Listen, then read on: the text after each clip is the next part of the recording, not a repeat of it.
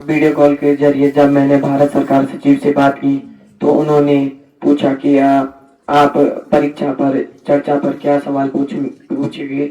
तो मैंने बोला कि मैं माननीय प्रधानमंत्री जी से परीक्षा पे यह सवाल पूछूंगा कि क्या आपको पता था कि मैं रोहन भैया, दिल्ली में प्रधानमंत्री जी ने आपसे क्या प्रश्न पूछा?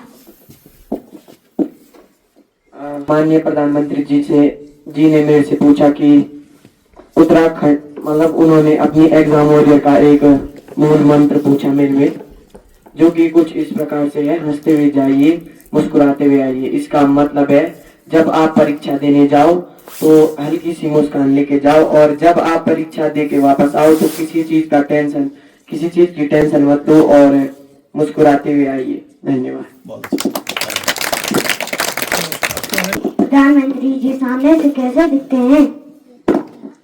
प्रधानमंत्री जी सामने से बहुत अच्छे दिखते हैं और वो काफी मतलब बूढ़े भी हो चुके हैं।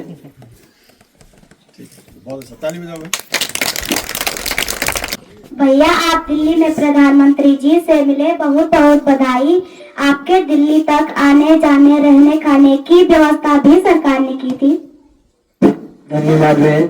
और आने जाने की व्यवस्था सब सरकार की तरफ से थी।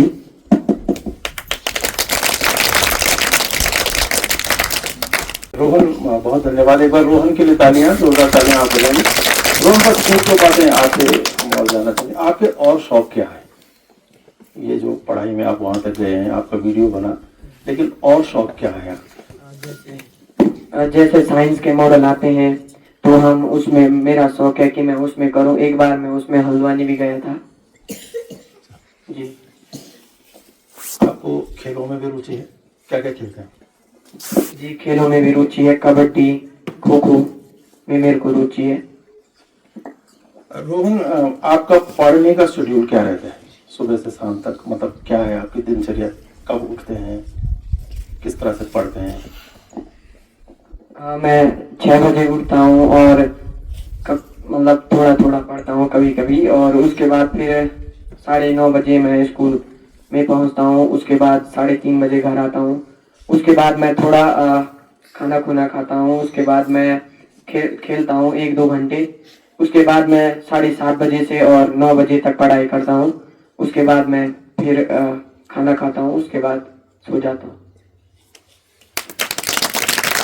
इतना आप वहाँ तक गए तो इस पूरी जो आपकी यात्रा रही, हालांकि ऐसा कहना मुश्किल है कि किसका सबसे बड़ा योगदान रहा, लेकिन वो कौन लोग हैं जिनको आपको लगता है कि उनके भी वो नहीं होते तो आपकी ये यात्रा इतनी खूबसूरत यात्रा आपकी रही होगी? कि वो कौन लोग हैं जिन्होंने आपको इस यात्रा में बहुत सपोर्ट किया और आपको लगता है कि उनके बिना हो नहीं पाता ये सब?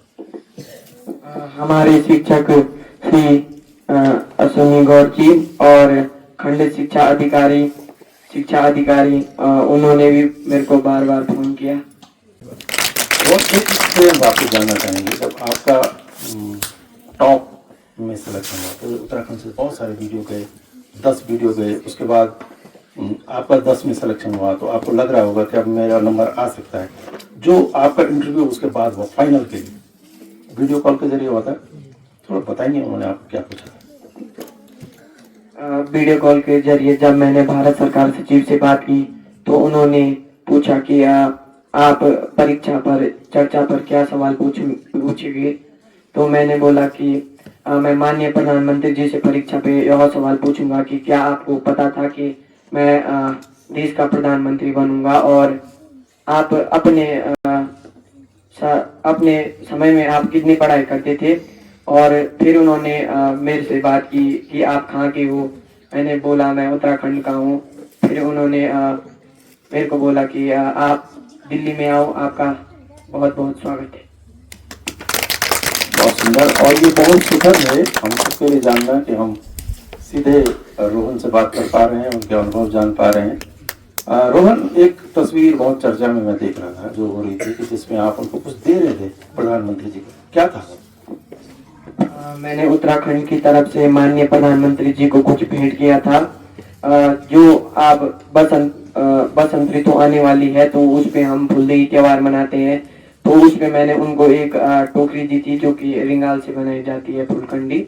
उस पे हम फूल लाते हैं और मैंने उनको पहाड़ी मिठाई के रूप में, जैसे कोई कार्य हो या कुछ हो, उसके रूप में मैंने उनको अरसे दिए थे और बुकने दिए थे, जो कि माननीय प्रधानमंत्री जी ने ले लिए थे। बहुत धन्यवाद रोहन, बहुत धन्यवाद, बहुत शुभकामनाएं। आप खूब तरक्की करें और आकाश की ऊंचाइयों तक जाएं। हमारी तरफ से बहुत बहुत शुभकामनाएं, बहुत बहुत बधाई। आप अपना स्थान ग्रहण करें।